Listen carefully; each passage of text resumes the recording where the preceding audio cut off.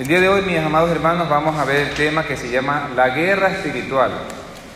La guerra espiritual es un tema de que tiene mucha controversia.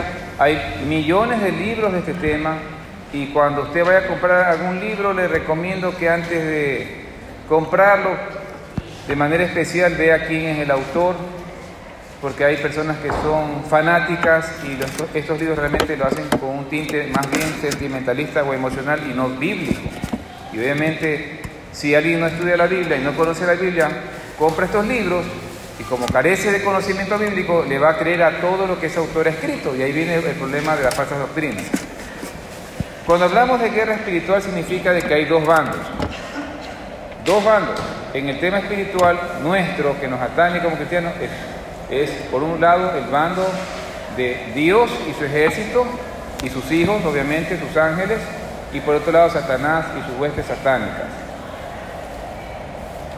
El tema de la guerra espiritual es algo que empezó o empieza para aquellas personas que recién han nacido de nuevo. No hay guerra espiritual para una persona que está muerta en sus delitos y en sus pecados. No hay guerra espiritual para él, porque él no puede interpretar el mal, no se da cuenta de lo que hace o no hace para el Señor, y si muere sin Cristo irá al infierno. La guerra espiritual, como su nombre lo llama, solamente la tienen los hijos de Dios hasta que el Señor los llama a su presencia. Es decir, que usted, hasta que el Señor lo lleve, siempre va a tener guerra espiritual.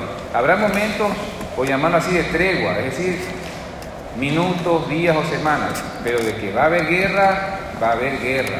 Nadie se escapa de eso, nadie. Voy a nombrar en este momento un asunto que me llamó la atención leyendo la historia romana. Había un emperador llamado Adriano. Adriano vivió el primer siglo después de Cristo. ¿Sí? Antes de él estuvo Trajano y después vino Adriano. ¿Por qué lo nombro Adriano? Me llamó la atención. En esa época había un filósofo famoso que se llamaba Favorino. Nombre medio raro, pero así, Favorino. Y una vez Adriano le llama a él, dice, oye Favorino, ¿por qué tú siempre me das la razón? A pesar que estoy equivocado, y sé que estoy equivocado algunas veces, pero tú siempre me terminas dando la razón. Y me llamó la atención y por eso lo estoy mencionando. Y él le dice así, textualmente, es fácil, majestad, porque resulta peligroso no darle la razón a aquel que tiene más de 20 legiones para sostener su opinión. ¿Qué es lo que le quiso decir este filósofo? ¿De qué vale que yo le diga a usted la verdad o lo que yo pienso, a pesar que usted esté equivocado, si usted tiene más de 20 legiones a su favor que lo van a apoyar en su opinión, en su criterio? Y una legión en esta época estaba compuesta de 4.200 soldados a 6.000 soldados, es decir, tenía más de 120.000 hombres que él solamente con tronar los dedos le iban a dar la razón. Entonces Favorino fue sincero con él y le dijo eso. ¿Por qué lo menciono? Porque estamos hablando de ejércitos. Hay ejércitos celestiales, ¿sí? Y también de los ángeles caídos. El tema es que la guerra espiritual, como le dije, que se libra todos los días, se da en nuestra mente. Ese es el campo de batalla. El campo de batalla físico aquí en la tierra, sabemos las guerras que hay lastimosamente, una de ellas que todavía sigue es Ucrania con Rusia, pero en la mente se da todos los días la batalla espiritual, todos los días, y de diferentes ángulos y diferentes, ¿qué cosa? Momentos. ¿Qué es lo peor? Usted puede estar el momento más tranquilo, hasta inclusive usted pudo haber terminado el ayuno, o en medio del ayuno, o estando orando, o después de la oración, o estando ya hasta en un sueño. Y no es falso, porque ustedes me dan la razón que en diferentes momentos ustedes han sido atacados. ¿Cuáles son estos asuntos entre los que se pueden mencionar a nivel de dardos? Unas cosas son nuestras concupiscencias, y Satanás las usa como armas de él en nuestra contra. No hay peor enemigo que uno mismo.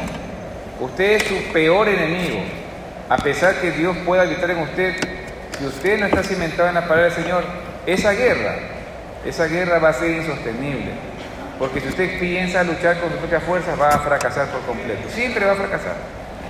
Yo aquí tengo algunas cosas en el gráfico, podemos verlas. Dice, las tentaciones pueden ser las dudas, la culpa, la lujuria, horóscopos, mentiras, pero también podemos agregarle lo que es las envidias, la ira pecaminosa, la codicia, las impurezas. Hay muchas cosas que en un momento determinado usted va a ser atacado y, como dijimos al comienzo, el campo de batallas es la mente, es su mente, no es la mente de su esposa, ni su hijo, ni su hija, no, es su mente su campo de batalla. Usted no puede librar una batalla espiritual por otra persona. Usted puede orar al Señor intercediendo, sí, pero usted mismo no puede pelear por ella. Esa batalla es espiritual, es personal, es individual, es como los países. Otro país no puede tomar a deuda, le podrá mandar armas, podrá mandar soldados, sí, pero es de ese país y en ese territorio la guerra. Asimismo, es en nuestra mente la guerra. Les invito por favor a abrir la palabra del Señor en 2 Corintios, capítulo 10, versículos 3 al 4. Yo tengo otra versión que dice así: somos humanos, pero no luchamos como lo hacen los humanos. Usamos las armas poderosas de Dios y no las del mundo, para derribar las fortalezas del razonamiento humano y para destruir argumentos falsos. Destruimos todo obstáculo de arrogancia que impide que la gente conozca a Dios y capturamos los pensamientos rebeldes y enseñamos a las personas a obedecer a Cristo. Entonces, ¿qué es lo que quiere decir Pablo? Claramente él está diciendo de que va a haber lucha. Pero nosotros, nuestra batalla no es solamente con pensamientos positivos, como hace la metafísica o muchas doctrinas demoníacas, que piensan que porque a usted le va mal solo con pensar positivo, o confesar, o declarar frases repetidas que se llaman mantras, y se repite 7 veces tal cosa y eso te va a pasar, o repite 10 veces tal cosa. Eso se llaman mantras. No basta con que usted haga una repetición de algo para que a usted le vaya bien o cambien las cosas. Eso es totalmente falso y demoníaco. La única manera que usted puede vencer una guerra espiritual es en el nombre de Jesús y a través con su palabra y con el Espíritu Santo que vive dentro de usted. No hay otra forma. Ahora, antes de avanzar, ¿usted cree, y les pregunto, responde cada uno, que una persona que está llena del Espíritu Santo va a poder vencer la guerra espiritual? La respuesta es obvia. Pero si no está llena del Espíritu Santo y vive una vida tibia o doble, no va a poder vencer. No lo va a poder hacer, porque tiene obviamente una barrera de pecado en su vida. Ha contestado el Espíritu Santo y no va a poder vencer. Por más que usted conozca la Biblia, si hay un pecado en usted, aunque sea pequeño y no lo confiesa, le va a ser de estorbo. Le va a ser de estorbo. Usted, cuando viene la guerra, lo primero que se pierde es la paz. Usted estaba en paz con Cristo, con su prójimo, pero cuando viene la guerra, en ese momento ya la paz se va por un momento, se va. Por eso se llama guerra. No puede haber guerra y paz al mismo tiempo. Entonces esa paz tiene que volver a su corazón, tiene que volver a su vida. ¿Y cómo lo hago? Vamos a estudiar en esta hora muchas cosas y el Señor nos va a hablar. En Efesios capítulo 6, versículo 17, dice así. Recuerden que yo tengo otra versión. Dice: pónganse la salvación como casco y tomen la espada del Espíritu, la cual es la palabra de Dios. Este es un estudio muy amplio. Nosotros tenemos acá aproximadamente 60 minutos y vamos a abordar lo que más se pueda de manera resumida y concreta. Entonces aquí claramente, ¿qué es lo que nos dice? Que debemos tener puesta entre las partes de la armadura es la salvación. Lo primero que Satanás va a atacar a su mente, y él no se va a cansar de fastidiarlo hasta que usted se muera, hasta que usted es la salvación.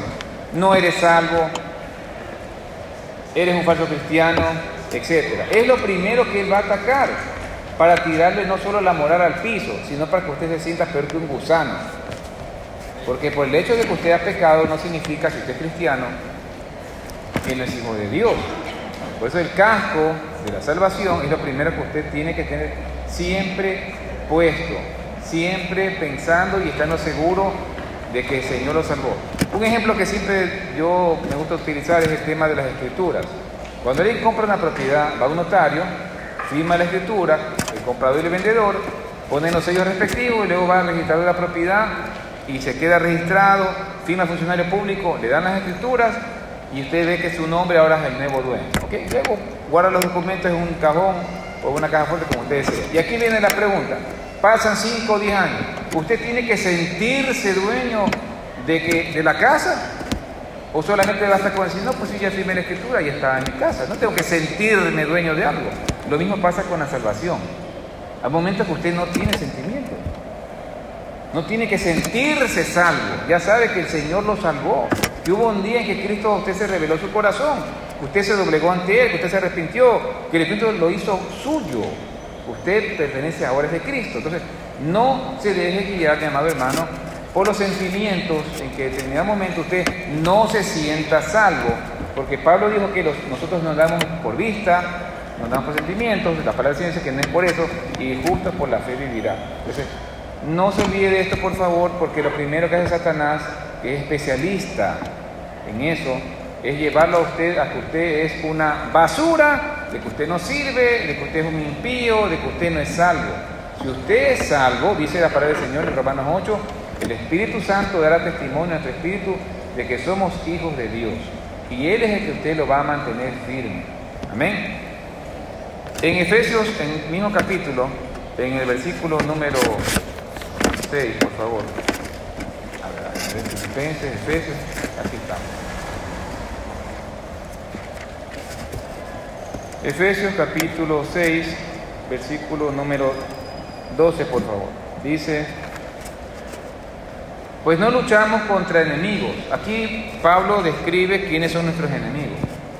No luchamos contra enemigos de carne y hueso, sino contra gobernadores, contra malignos y autoridades del mundo invisible, y contra fuerzas poderosas de este mundo tenebroso, y contra espíritus malignos de los lugares celestiales. Su enemigo no es su esposo. Su enemigo no es su mamá, ni su papá, ni su vecino. Su enemigo es Satanás y sus huestes. Si algo a usted le hace a alguien, por más que usted lo ame, lo quiera, lo respete o lo ve de vez en cuando, eso no lo hizo directamente la persona. Claro que fue un instrumento, pero es Satanás y sus huestes que lo usaron. Usted tiene que saber diferenciar a este. No, que este me odia, que puede tener odio, sí, lo que sea. Puede haberle insultado, sí, pero en realidad no fue él el que obró. Es una marioneta de Satanás, que tiene que verlo como dice el Señor, como de misericordia. ¿Por qué cree que el Señor dijo, al que te maldiga, bendícelo? Porque ya sabe el Señor que ese hombre no está en Cristo. Si estuviera en Cristo, no le habría hecho ese daño. Jamás le hubiera hecho ese daño. Pero como está en tinieblas, le causó daño y dolor a usted. Entonces, nuestra lucha no es contra las personas, sino contra estas huestes de maldad. Ahora, ¿qué es lo que trata Satanás de hacer? Aquí hay una pregunta. ¿Qué hace Satanás? ¿Qué es lo que él quiere conseguir? Veamos por favor en 1 Pedro capítulo 5, en el versículo 8. Está después de Santiago. 1 Pedro 5:8 dice así: estén alerta, cuídense de su gran enemigo el diablo, porque anda al acecho como un león rugiente, buscando a quien devorar. El diablo, recuerden mis amados hermanos, no es omnipresente, no es omnipotente ni omnisciente, pero él tiene 1/3 de los ángeles caídos que le sirven todo el tiempo. Son sus súbditos. Ellos no tienen otro trabajo más que buscar, ¿qué cosa? Que el cristiano sea sucumbido al pecado. Ellos quieren ver que pequemos, ellos quieren vernos mal, ellos no quieren nuestro bien. Jamás Satanás ni su hueste va a querer que usted y yo estemos bien. De alguna manera nos van a molestar. Y como le dije, de nuestras pasiones y de nuestras concupiscencias, ¿sí? Mientras no las crucifiquemos, como dijo el apóstol, despojemos de todo peso de pecado que nos asedia. Si no nos despojamos de eso, eso va a ser la materia prima para que Él nos siga fregando y atacando constantemente. Usted sabe perfectamente, mi amado hermano y hermana, cuáles son sus debilidades. Sus debilidades no son las mismas que el otro hermano, ni las mías de las suyas. Entonces, en esas debilidades que usted tiene que trabajar diariamente. Porque si usted no trabaja, él siempre va a tener Satanás ese material para volverlo a usted molestar y fastidiar. ¿En dónde? En su mente. En su mente. Y eso es lo que no quiere el Señor que ocurra. En el estudio bíblico de hoy, algunas cosas que podemos mencionar son lo que tienen que ver con las prácticas ocultas de pecado. Y entre eso están la brujería, la hechicería, las adivinanzas. Vamos por favor un ratito a leer en Deuteronomio capítulo 18. Hay prohibiciones divinas que ya fueron establecidas hace siglos atrás y Dios usó a su siervo Moisés. Deuteronomio 18, vamos a leer por favor de versículos 10 al 14, dice así. Desde el 9, por favor. Cuando entres a la tierra que el Señor tu Dios te da, no aprenderás a hacer según las abominaciones de aquellas naciones. No sea hallado en ti quien haga pasar a su hijo o a su hija por el fuego, ni quien practique adivinación, ni agorero, ni sortílego, ni hechicero, ni encantador, ni adivino, ni mago, ni quien consulta a los muertos. ¿Por qué? Porque es abominación contra el Señor, cualquiera que hace estas cosas. Y por estas abominaciones el Señor tu Dios echa estas naciones delante de ti. Perfecto serás delante del Señor tu Dios, porque estas naciones que vas a heredar, a agoreros y adivinos oyen, mas a ti no te ha permitido esto el Señor tu Dios. Entonces claramente habla de una separación, una diferencia entre nosotros y la gente del mundo. Nosotros no tenemos por qué tener ningún tipo de conexión con estas cosas. Y lastimosamente hay muchos juegos de video para los niños, películas infantiles, películas de acción, novelas, series, lo que usted quiera llamarlo, en los que estos elementos mencionados están. Algún momento sale una bruja, o un adivino, o una hechicería, o alguna lectura de cartas, o alguna bola mágica. Algún momento salen estas cosas. Y eso realmente es un material que está contaminado. Así usted pague una entrada al cine. Usted ve estas cosas, no se puede quedar impávidamente sentado viendo que toda la película termine porque le diga a usted, es que me costó la entrada. Eso no es un pensamiento de una persona cristiana. Si usted ve esa abominación delante suya, le va a tocar levantarse y salir. No va a poder seguir viendo el resto de la película. No, es que solamente ese pedacito está mal, pero toda la película está bonita. Eso no está bien. No está bien. Tiene que salir. Tiene que ser. Usted no puede ser partícipe con los demás. Y si alguien le pregunta, ¿y por qué te fuiste? Porque esos actos están prohibidos por el Señor. Yo no puedo participar de eso. Ya se manchó. Ya se manchó. ¿Qué pasa cuando en un perfume cae una mosca? O en una comida de esa cae una mosca. O sea, ese pedacito de mosca, usted ya no puede comer eso. De manera similar, nos toca salir de aquella situación, ¿no verdad? Pedirle perdón al Señor, aunque usted no lo buscó, pero le pide perdón al Señor porque lo vio y usted sigue su vida cristiana. ¿Por qué el Señor no quiere que hagamos estas cosas? Porque esto provoca contaminación. La hechicería, la brujería, las adivinaciones, la lectura de manos, la lectura de cartas, esas cosas son abominables para Dios, porque de manera directa esta gente que lo hace ha hecho pacto con Satanás. Son personas que viven para Satanás y el cristiano no puede tener de manera alguna una conexión con ellos. Si usted tiene parientes que han hecho esto o que lo hacen, no significa que usted tiene que descartarlos. Usted tiene que igual visitarlos, amarlos, comer con ellos, predicar la palabra. No, usted no tiene que, es que mi pariente es un adivino, mi pariente yo no voy a visitar ni amarlo, que se pudra en el infierno. Eso no es ser cristiano. El Señor dijo que estamos en el mundo, pero que no nos acaba del mundo. Usted, como es luz, tiene que llevar luz a ese lugar. Tiene un compañero de escuela que se le dio las manos, ya ni más hablo con él. No, todo lo contrario. Ore por él y cuando haya una oportunidad usted le predica a Cristo para que él conozca las cosas como son. Porque nadie puede lanzar la primera piedra, como dijo el Señor. Todos hemos fallado de una o de otra manera. ¿Qué más dice el Señor? Vamos a leer por favor Juan 8, 44. En Juan 8, 44, la parte B dice así: Él ha sido asesino desde el principio, se refiere a Satanás. Él ha sido asesino desde el principio y siempre ha odiado la verdad porque en él no hay verdad. Y cuando miente actúa de acuerdo con su naturaleza porque es mentiroso y el padre de la mentira.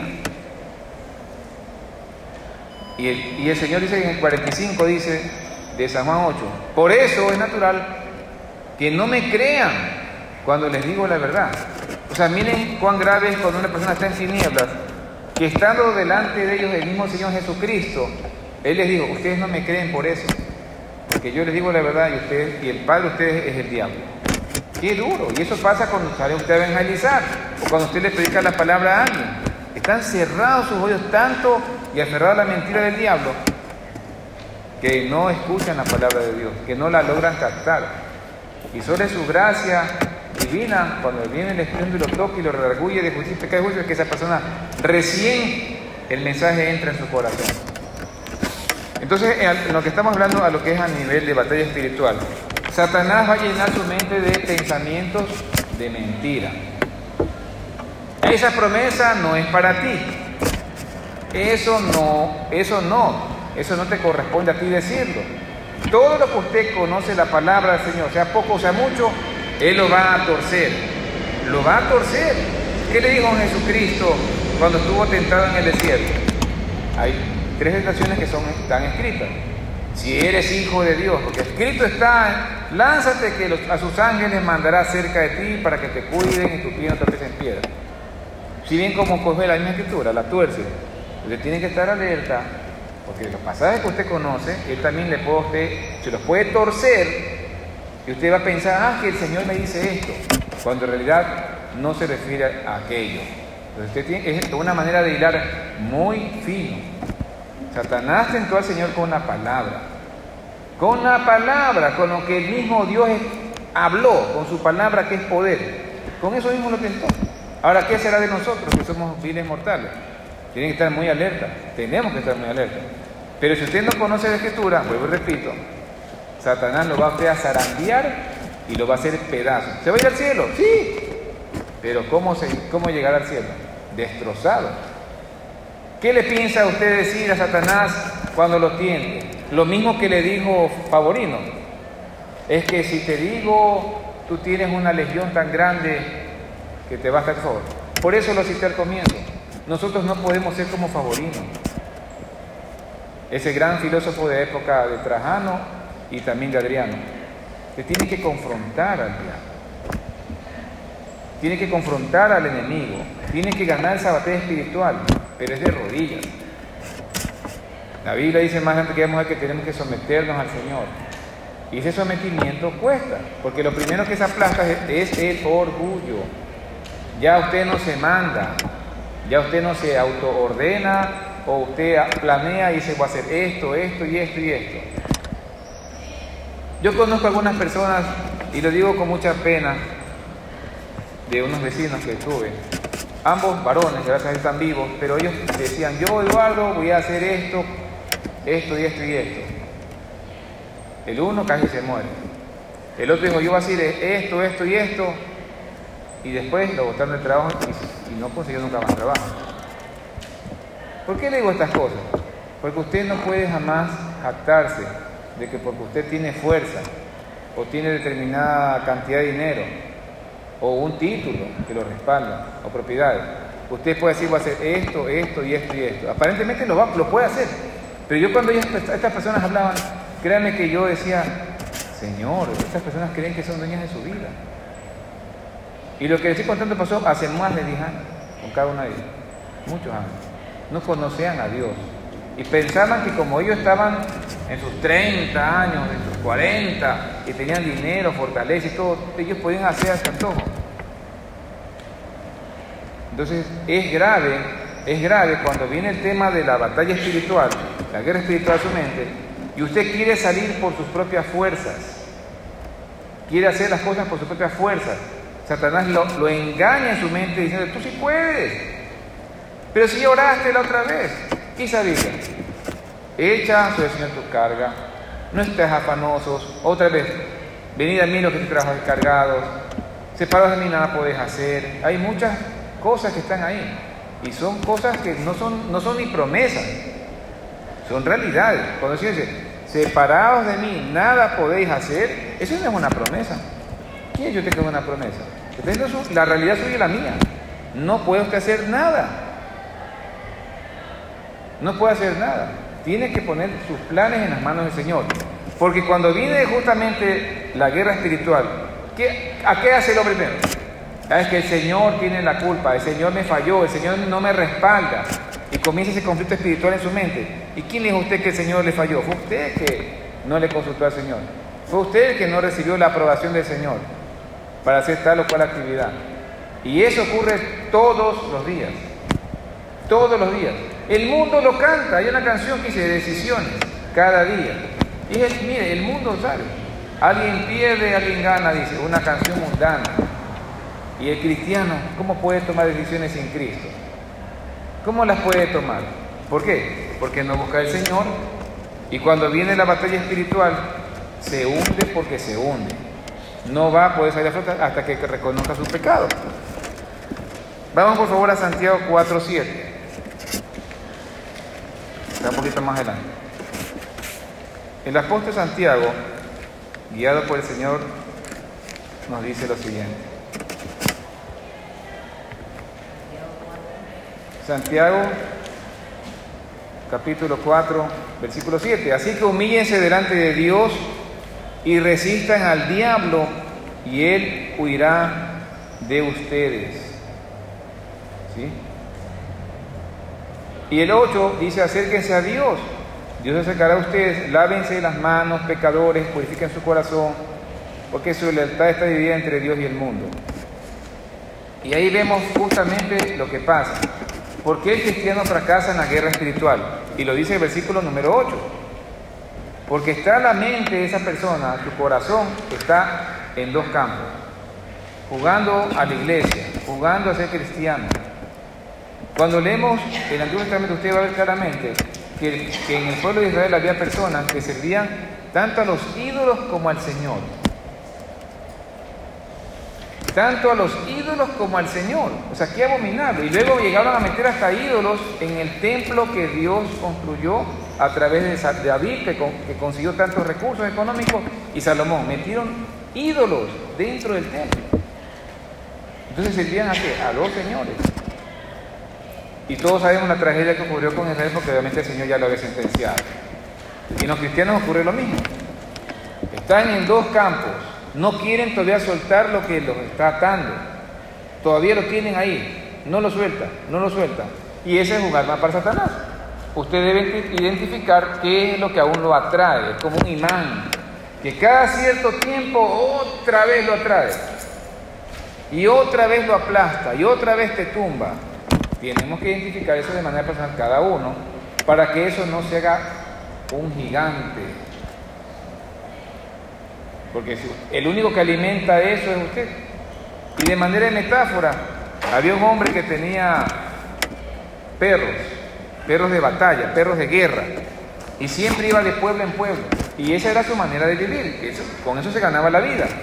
Y él ponía siempre a pelear a dos perros, entre todos los que tenía, y la gente hacía apuestas, ¿ya? Pero él también apostaba, porque si era el dueño tenía derecho a apostar, y él siempre ganaba, y la gente no se daba cuenta. Pero un amigo sí se dio cuenta con el transcurso de los años. Dijo, oye, ¿por qué tú siempre ganas?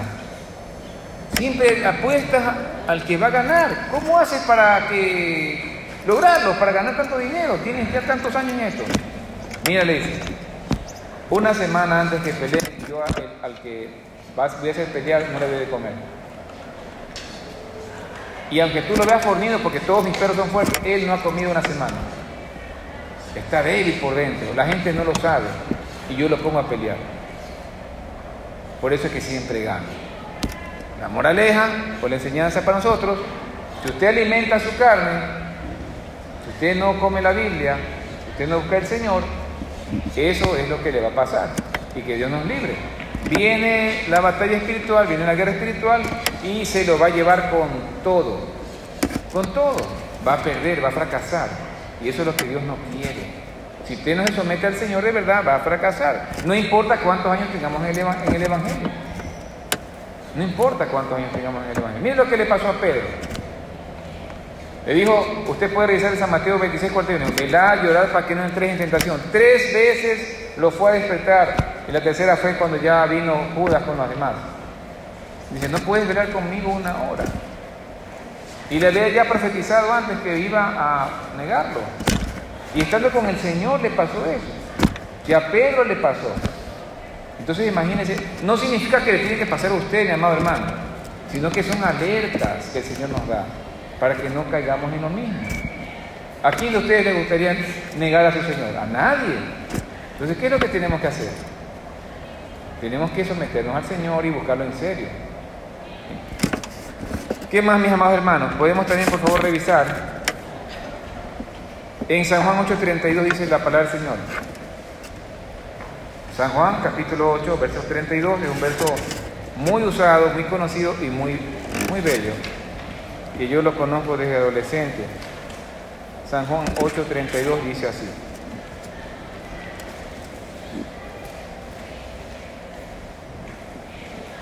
conocerán la verdad, y la verdad los hará libres. En la guerra espiritual, así como sabemos que el campo de batalla es la mente, hay dos cosas o dos banderas, llamémoslo así, que representan a cada bando. El bando de Dios tiene la bandera de la verdad y el bando de Satanás tiene la bandera de la mentira. Esas banderas están flameando, mis amados hermanos, todo el tiempo en su mente. El tema es a quién usted le va a escuchar. Y la otra, ¿cómo saber cuál es verdad y cuál es mentira? ¿Qué dice el Señor? Conoceréis la verdad. Entonces tenemos que conocerlo al Señor. Si usted no conoce al Señor, nunca va a conocer su palabra. Y cuando Satanás le susurra en su mente, usted va a pensar que tal vez sea el Señor el que está hablando a usted, cuando es todo lo contrario. Entonces, si no tenemos nuestros sentidos espirituales despiertos, no vamos a crecer en la gracia, sino que vamos, ¿qué cosa? A fracasar en la guerra, en esa guerra o pelea espiritual que tenemos diariamente. Satanás se disfraza como ángel de luz. Vamos por favor a 2 Corintios, capítulo 11, versículos 14 y 15. Dice así: pero no me sorprende para nada. Pero no me sorprende para nada. Aún Satanás se disfraza de ángel de luz. Así que no es de sorprenderse que los que sirven también se disfracen de siervos de justicia. Miren cómo dice el apóstol: pero no me sorprende para nada. Aún Satanás se disfraza de ángel de luz. Así que no es de sorprenderse que los que lo sirven a él se disfracen de siervos de justicia. Al final recibirán el castigo que sus acciones perversas merecen. Entonces, si Satanás es ángel de luz, él también tiene sus ministros. ¿Por qué decimos estas cosas? Porque en la vida actual hay muchos pseudo pastores, pseudo maestros, pseudo evangelistas que no son realmente hombres de Dios, ni siquiera han nacido de nuevo. Y ellos imparten falsas doctrinas. No basta solo con lo que usted aquí aprende en la iglesia. Usted tiene que comer la Biblia en su casa, mi amado hermano. Tiene que comer Biblia. No solamente lo que recibe en la iglesia, es su obligación natural. ¿O acaso usted no come 3 veces al día? ¿O acaso usted le dan de comer en la boca a los que ya son grandes? Usted no es un bebé para que le estén en la boca el biberón, ni con cucharita. Tiene que comer Biblia. Si usted no come Biblia, ¿qué le va a pasar? Ya sabe lo que le va a pasar, ¿verdad? No va a ser una consecuencia buena, sino todo lo opuesto. Apocalipsis, por favor, 12:10. Vamos a avanzar. El último libro de la Biblia. Apocalipsis 12:10 dice así: luego oí una fuerte voz que resonaba por todo el cielo: por fin han llegado la salvación y el poder y el reino de nuestro Dios y la autoridad de su Cristo. Pues el acusador de nuestros hermanos, el que los acusa delante de nuestro Dios día y noche, ha sido lanzado a la tierra. Y versículo 11: ¿cómo puede vencer el cristiano? Ellos lo han vencido por medio de la sangre del Cordero y por el testimonio que dieron, y no amaron tanto la vida como para tenerle miedo a la muerte. Habrá momentos en que vendrá la tribulación, y ahora sí estamos hablando de una parte apocalíptica, profética, que se va a cumplir.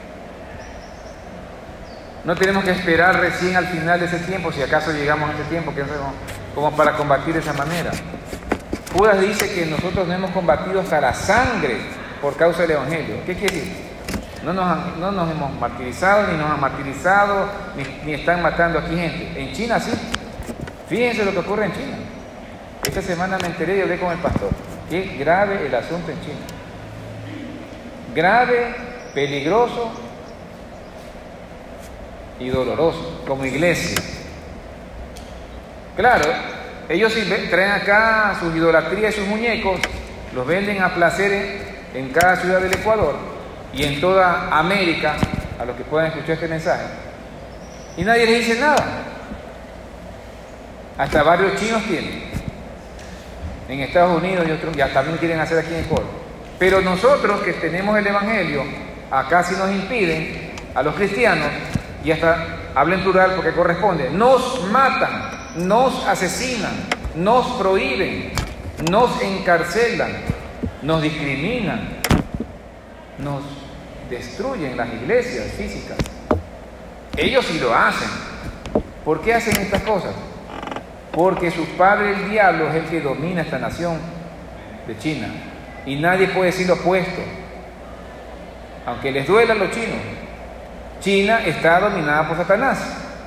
No está reinando Jesucristo.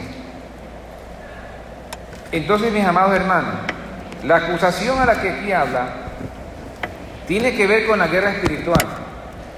El trabajo de Satanás, usted lo puede de pronto definir en algunos aspectos usando verbos: acusar, mentir, ¿sí?, destruir, robar, como dijo el Señor Jesucristo, y matar. Satanás vino a matar, a robar y a destruir. Eso dijo el Señor Jesucristo. Y ahora acá vemos qué cosa hace aparte todos los días, y a cada rato a usted y a mí nos pasa acusando. Mira lo que hizo, mira lo que no dijo, mira lo que no hizo. Porque hay pecados, hermanos, también de omisión. No crea que solo los pecados son de acción, son de omisión. Algo que usted debió haber hecho y no lo hizo. Y aparte, pecados de pensamiento. Entonces hay diversos tipos de pecados. Entonces nosotros justamente tenemos que cuidarnos de estas cosas. Y como les dije, Satanás busca engañar, mezclar la verdad con el error, para que la doctrina del Señor, que sea tergiversada, sea deformada, y la persona finalmente termina cautiva a ese tipo de enseñanza. No se atreva, por favor, a leer cualquier libro cristiano. Si usted va a leer un libro, por favor, es mi concepto, lea la Biblia. Si usted ni siquiera ha leído la Biblia y quiere coger un libro, ¿cómo va a poder usted discernir si eso está bien o está mal? No va a poder hacerlo jamás. Jamás va a poder hacerlo. Si usted le va a creer al autor. Hay mucha gente engañada, dice: pero si yo vi una película del Señor Jesucristo que salió, y usted le cree a la película, le digo. Y aunque le suene chistoso, sí, hay gente que le cree a lo que vio en la película. Pregúntele si ha leído los 4 evangelios, ni la mitad de uno ha leído. Entonces, ¿por qué? Porque vienen solamente el domingo a calentar la banca. Y esperemos a que aquí no sean hermanos así. Porque lo único beneficiado de este asunto es cada uno de nosotros. La salvación es personal, el crecimiento es personal, la batalla espiritual es personal. Pero yo veo que el hermano siempre está gozoso, porque ese hombre busca a Dios, no tiene ni trabajo, pero véalo cómo está. Él confía en el Señor, tiene sus batallas, claro que las tiene, pero él sabe en quién ha creído.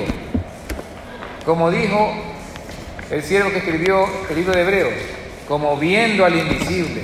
No sé por qué digo esto, pero créanme que es un pasaje muy hermoso. Esa es la manera que usted tiene que ver, como viendo al invisible. José se sostuvo como viendo al invisible. Moisés, ahí no había más, no había Biblia, no había nada. ¿Qué libro podía tener José? si fue vendido por sus hermanos. Lo querían matar, lo tiraron a un pozo, lo terminaron vendiendo como un animal. Y después fue hasta preso. ¿Qué pudo él haber leído de Biblia o de Antiguo Testamento o Pentateuco o lo que escribió Moisés? No tuvo nada. Lo único que recibió fue las palabras de su padre, que le hablaba la palabra de Dios. Y con eso se mantuvo. Él sabía quién era. Así que no me diga que tiene excusa usted o yo de poder pecar. Tenemos todo el canon de la Biblia completo.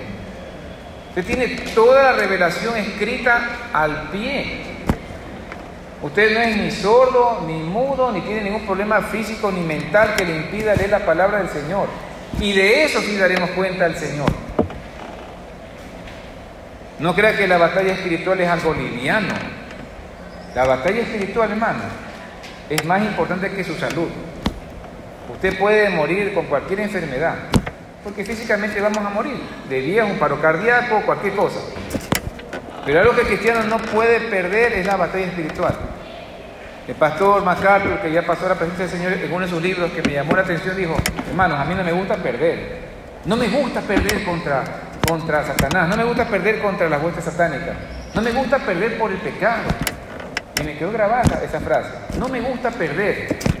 No me gusta, porque eso obviamente, aparte de la angustia que causa el perder, hablamos en el ámbito espiritual, es una debacle. Usted me va a decir: porque él era pastor, pues hermano. Entonces obviamente, si él perdía, imagínese usted tantos miles de personas que lo veían por internet, físicamente, en línea, los libros escritos. Entonces obviamente el hombre se cuidaba mucho. Hermano, ese es el sentir de cada uno de nosotros. ¿Qué dice Filipenses capítulo 2? Haya pues en vosotros este sentir que hubo en Cristo Jesús, el cual, el hecho de ser igual a Dios, no lo usó como cosa a que aferrarse, sino que se humilló. Por eso Santiago dice hace un rato que leímos: sométase a Dios.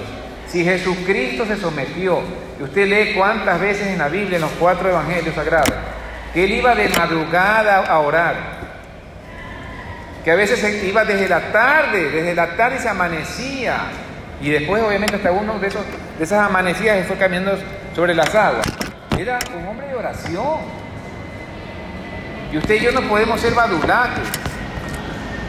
No es que solamente basta con orar 5 minutos y usted ya se va como un animalito por ahí a estudiar o a trabajar. Siempre hay oportunidad para todo. Y si usted no es ordenado con su vida espiritual y no hace los ejercicios espirituales, y usted no mortifica su carne, usted no va a crecer espiritualmente. ¿Por qué? Porque cada batalla que venga usted lo va a revolcar y va a seguir el mismo, como dicen los gringos, en un loop. Es decir, en la mismo giro, dale vuelta, y nunca va a aspirar a algo mejor. ¿Quiere seguir al Señor? Sí, hermano, lo quiero seguir al Señor. Entonces dele todo, ámelo, como dice: amarás al Señor tu Dios con toda tu alma, con toda tu mente, con todo tu corazón y todo tu fuerza. Cuando usted ama al Señor, cuando yo amo al Señor con toda mi mente, ¿qué significa? Que mi mente está ocupada en sus negocios. ¿Qué dijo Jesucristo que tenía que hacer? Cuando se perdió aparentemente y estaba en el templo, estaba en la casa de mi padre, ocupado en los negocios de mi padre. No tenía la mente ociosa. Tiene que trabajar, trabaje. Tiene que cuidar a sus hijos, cuida a sus hijos. Tiene que estudiar, estudia. Pero no puedes cuidar lo más importante, que es la palabra del Señor. Vamos por favor a leer en 1 de Juan, capítulo número 1.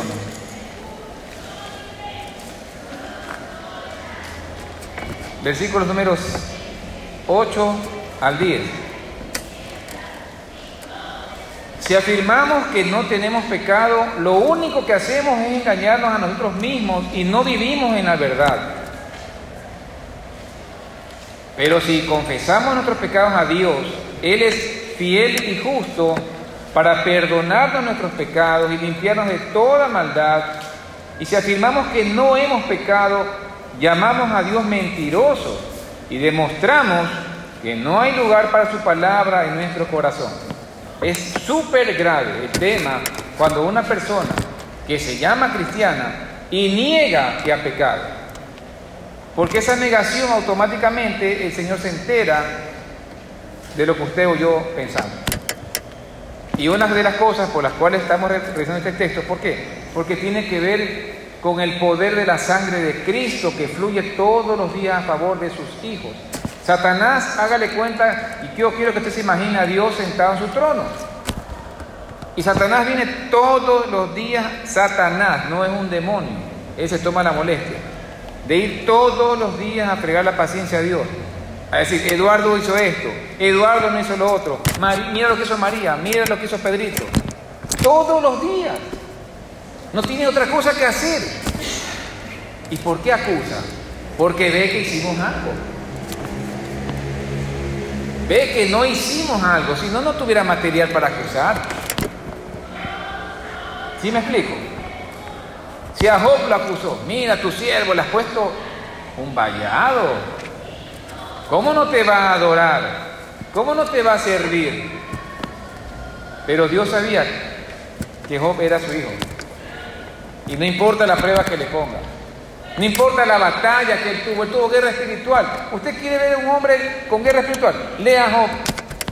Ahí está uno de los ejemplos de la Biblia. Vea todo lo que pasó ese hombre. Bendito el Señor, desnudo nací y desnudo me voy. Punto. Un hombre centrado, un hombre que amaba al Señor. Pregúntese si tenía Biblia. No tenía Biblia, pero él sabía en quién había creído. Como dije al comienzo, como viendo al invisible. Y eso usted debe hacer. Y si es desde joven, mejor. Para que tú, cuando seas ya un adulto, sepas quién es tu Señor, quién te salvó. Y no desperdicies tu juventud, como muchas personas lo hacen. No pienses, cuando yo sea más grande lo haré. Porque aparte de que es fatuidad, es pecado pensar de esa manera. Entonces la sangre de Jesucristo tiene poder. No solo como dice la canción, es verdad. ¿Por qué? Porque cuando Él te acusa, volvemos al tema de la imagen que tenemos, el Señor está sentado en su trono, viene Satanás, te acusa, pero dice el versículo, pues yo quiero que ustedes lean por favor, en el capítulo número 2 del mismo 1 Juan. Mis queridos hijos, les escribo estas cosas para que no pequen. No tenemos licencia para pecar, pero si alguno peca, tenemos un abogado. ¿A quién? Que defiende nuestro caso ante el Padre. Es Jesucristo el que es verdaderamente justo. ¿Cuál es el antídoto? Usted falló, yo fallé. Buscar al Señor y confesar nuestro pecado, y la acusación se terminó. Y usted sigue. Porque si usted no confiesa su pecado, mi hermano, eso va a ser como una bola de nieve, que mientras más transcurre, se hace más grande. Y su corazón se va a enfriar y va a perder la batalla espiritual y va a ser revolcado. Y eso es lo que Dios no quiere. Como hijos de Dios tenemos todo a nuestro favor. El Espíritu Santo en nosotros, la palabra de Dios, la sangre de Jesucristo que nos limpia de todo pecado. No podemos perder la batalla. Tenemos todo a nuestro favor. Vamos a orar. Padre que estás en los cielos, te damos gracias, Señor, por esta mañana en la que tú nos has permitido, Señor, estudiar tu palabra. Te damos gracias, Señor, por la vida de cada uno de nuestros hermanos aquí presentes. Te pedimos, Señor, que tu Espíritu Santo nos ayude, nos guíe y nos fortalezca. Señor, que podamos creer en tu verdad y rechazar toda mentira, Señor, solamente creyéndote a ti, oh Dios, el único Dios verdadero, oh Padre Santo. Oramos, te damos gracias, Padre, en el nombre de Jesús, porque tú estás con nosotros. Y como está escrito, si Dios es con nosotros, ¿quién contra nosotros? Porque mayor es el que está en nosotros que el que está en el mundo. Gracias, Padre, en el nombre de Jesús. Amén. Dios les bendiga, mis amados hermanos.